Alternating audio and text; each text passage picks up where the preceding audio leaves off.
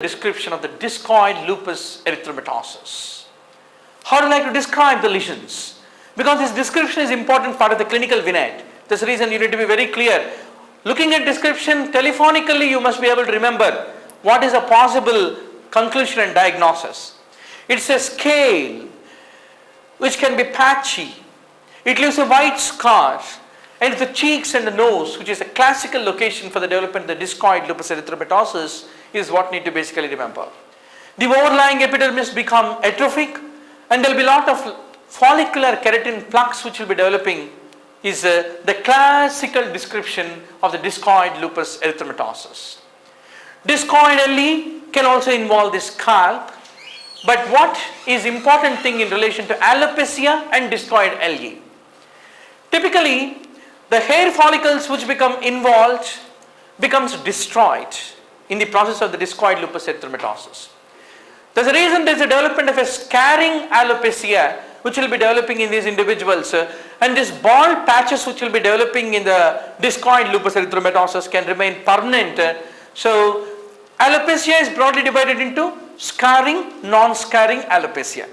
So discoid lupus erythematosus should be remembered as one of the important causes for a scarring alopecia is what I want to underscore to all of you. These lesions also can involve the lips, so discoid LE can involve the lips.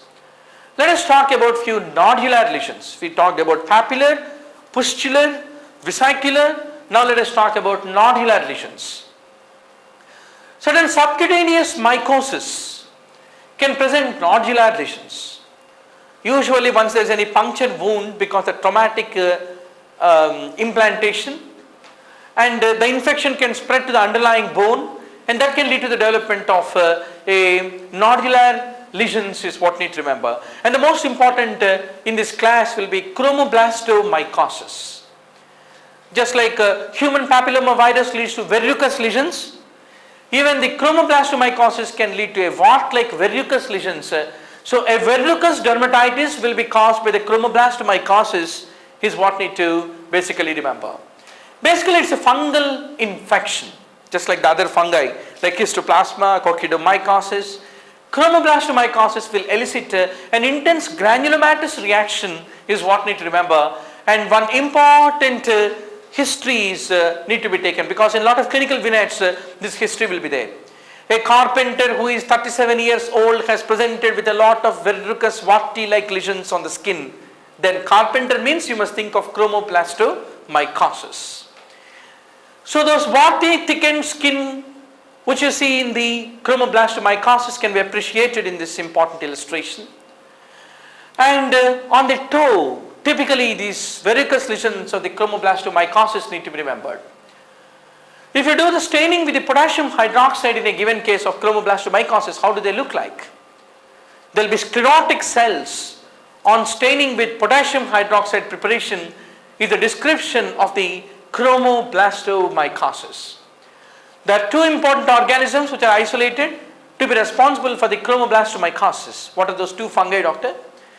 One is the Cladosporum caryonii, and the other one is Fonsia pedrosoi, are the two important organisms which will be responsible for the development of chromoblastomycosis.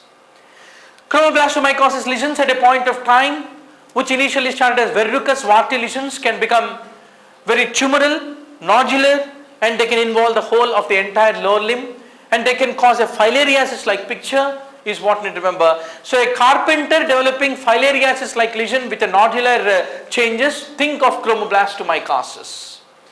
Chromoblastomycosis can lead to a plaque like lesion on the foot. Now four important infectious dermatitis, that is dermatitis caused by infections, which can present verrucous like appearance. Number one is chromoblastomycosis.